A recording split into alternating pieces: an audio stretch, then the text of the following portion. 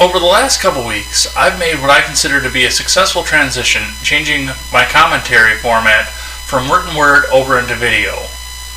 When I made my first video, I defended my stance that gun control and gun grabbing would not prevent tragedies in the future and protect our children and our co-workers in the events of mass shootings. When I made my second video, I told the story of what may have been my first political speech ever, and I gave my ideas as to why the Florida school shooting happened beyond the guns.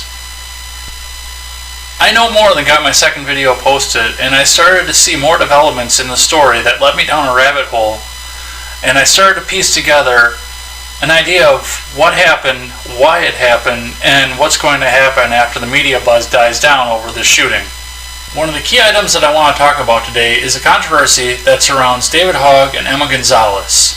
Now, I don't want to follow the tinfoil hattery that's surrounding the two of them, because, in all honesty, it doesn't matter. They're the faces of the movement now, no matter where they came from. It doesn't matter at this point if they were in fact students at Marjorie Bowman High School, or if they were just 25-year-old actors pretending to be 17-year-olds like Luke Perry and Shannon Doherty. The reality of life is that our mainstream media has decided to put them in front of the camera in order for our country to follow them in order to make policy, whether pro or against guns. For the purposes of this video, I'm going to give these two students the benefit of the doubt and say that they were in fact students, and they were there at ground zero when the shooting started. Now, Gonzalez doesn't make near as much news, so I'd like to take a second and actually talk about David Hogg. I have no way of proving what I'm about to say because I'm 33 years old and I live thousands of miles away from Marjorie Bowman High School. But I do recognize some patterns that I've seen before, both in my personal life and in the personal lives of people that surround me. It's a similar pattern to what I see surrounding any other school shooting, where the shooters killed themselves but left behind a note saying they had been bullied. Well, I've noticed that anytime a media source brings out Hogg, or if he shares his opinion on Twitter, he does a lot of talking about Republican politicians, the NRA, or businesses that do business with the NRA. He doesn't do a lot of talking about Nikolas Cruz himself. If I were at ground zero, if I'd have been shot at, that would have been the first person I would have been talking about, for reasons that I explained a lot in my last video. But it almost seems like there's a deflection going on around David Hogg. Like, he doesn't want to talk about Cruz himself, even though Cruz is the perpetrator and the one that's going to prison. He continually wants to run out and blame somebody else. Is it just because he's being paid off to do so? Is it because he really feels strongly about the elimination of the Second Amendment? Or is he actually trying to deflect away from something? I would not be surprised if somebody from that school came up to me, wrote me on Twitter or otherwise, and told me that Hogg and Gonzalez were two of the lead bullies that were taking swings and shots. I stand with my convictions that the tragedy in Florida happened because Mr. Cruz had been bullied and tortured from a very, very young age. And again, I don't want him to be exonerated for that. He deserves what he does have coming to him. However, the fact that David has been doing gymnastics to make sure that the blame has been placed in the hands of businesses that support the NRA itself, and politicians that are supported by the NRA, leads me to believe that he's deflecting off something. There's something that he doesn't want us to know. I would not be surprised in the least if a student or a teacher from the high school in question came forward to me and said, yes, I watched David Hogg bullying Nikolas Cruz, and there was really nothing that I could do about it. There was nothing to stop it. My facial expression wouldn't even change. Now, if you take some time and think about what this means if this is actually true, you begin to realize that David was able to bully somebody, in theory, throughout the majority of his school career, relatively consequence-free. And when Nikolas came in and started shooting, David was again able to escape almost entirely consequence-free. He lost some of his friends, but it appears from his appearances on TV that he was able to walk away without a scratch himself. That's 2 strikes of luck that he's got going for him.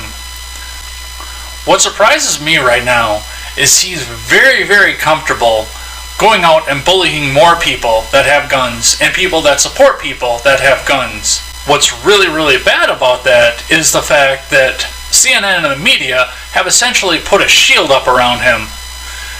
If anything were to happen to him, if he were to take a knife scratch from anybody, he would be martyred instantly. And then think about what would happen with his agenda, and more importantly, the agenda of the mainstream media, who would suddenly have even more ammunition to carry out against people that stand against them. You can't win, Darth.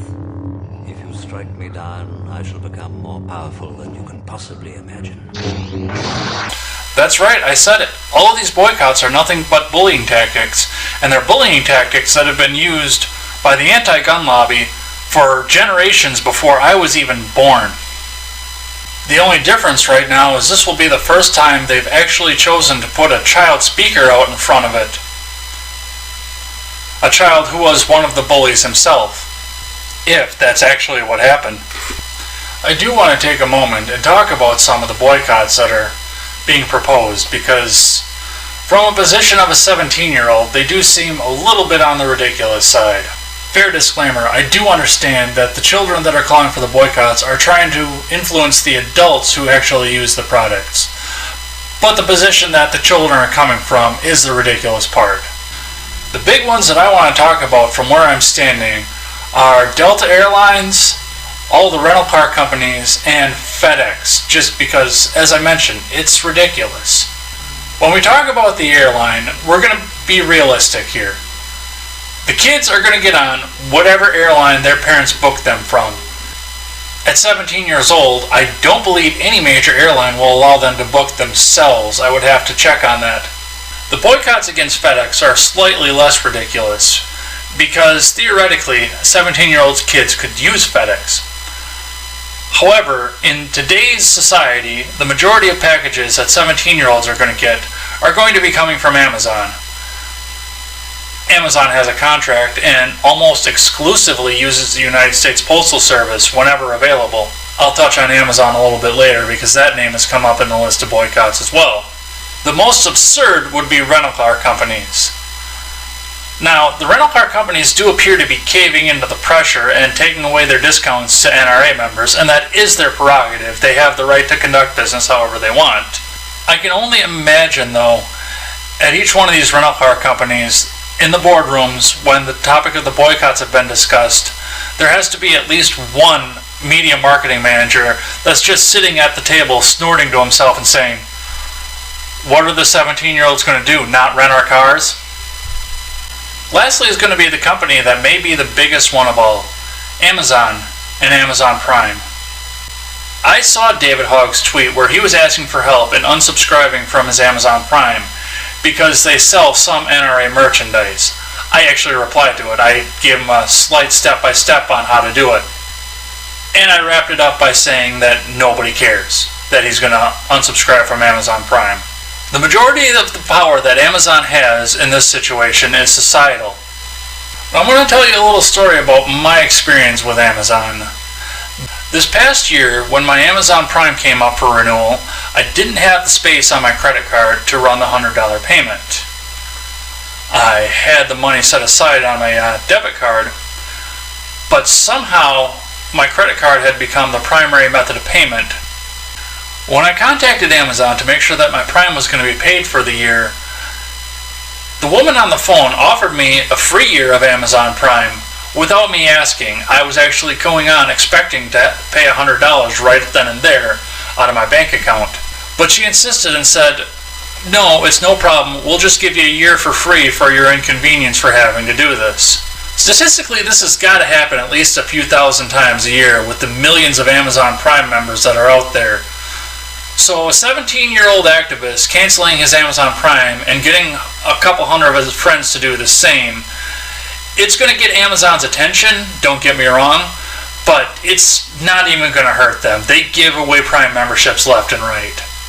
And in all reality, all of these kids have been brought up in a world where they can get whatever they want with a couple of clicks from Prime for free shipping within 48 hours.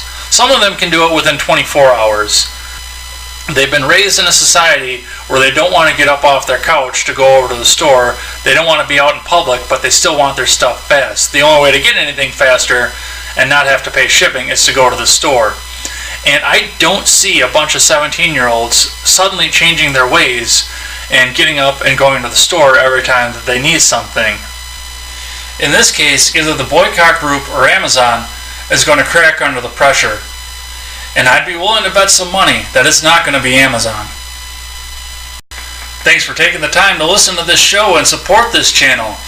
Looking forward to seeing a thoughtful discussion crop up in the comment section below or over on Twitter. You can follow me at EdsBlog Twitter with a 1 in place of the I. Remember, never take the words of bloggers, podcasters, or journalists as gospel. Find all the facts and draw your own conclusions. Take care, everyone.